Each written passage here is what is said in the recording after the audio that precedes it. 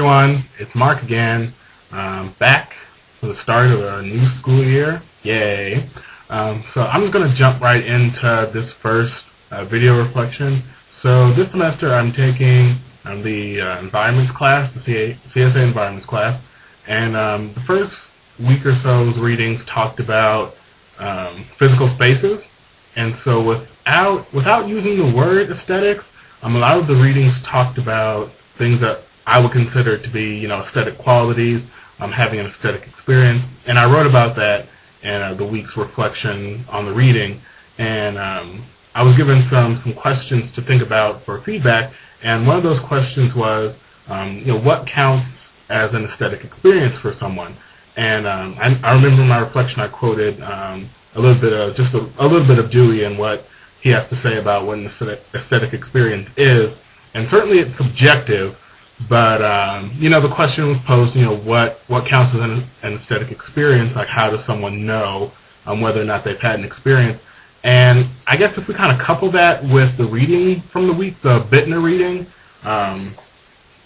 she talked about these internal responses that we have to an environment. The internal response either being or consisting of a cognitive response, an emotional response, and a physiological response.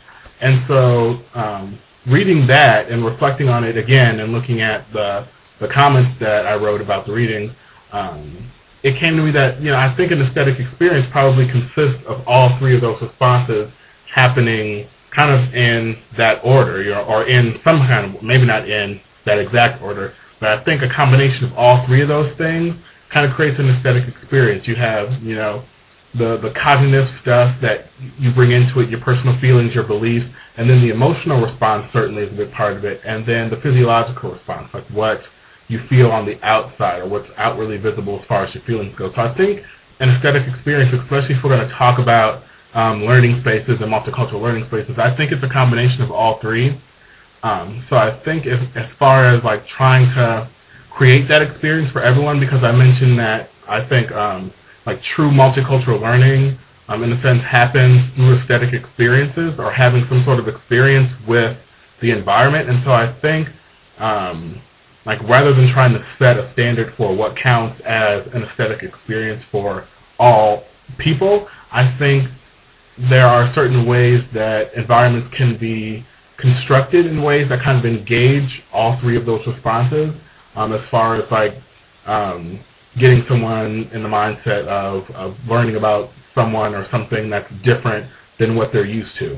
And so I think like having some sort of experience, whether it be positive or negative, because aesthetic experience isn't necessarily going to be happy or warm and fuzzy all the time, but it is an experience. And I think when that experience happens, it helps to solidify some ideas. It helps to get people thinking about new things and looking at things in a different way.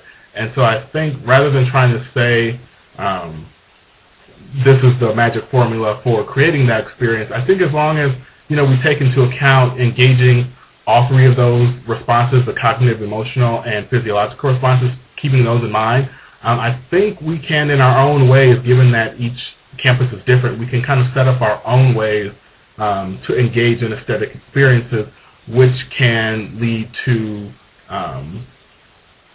better, more solid, I guess more memorable, or whatever the adjective you want to use, multicultural learning. To make multicultural learning stick, to make it important, to make it accessible. I think, having some sort of experience with the environment is a good way to go about that.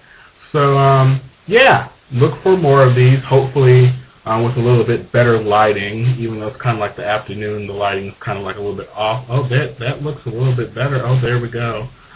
So keeping that in mind, maybe getting a better lighting situation going on here, maybe repositioning the laptop. But anyway, you got the gist of what I was talking about as far as how it relates to CSA stuff. Never mind the technical aspect of this all. I'll get that worked out in the weeks to come.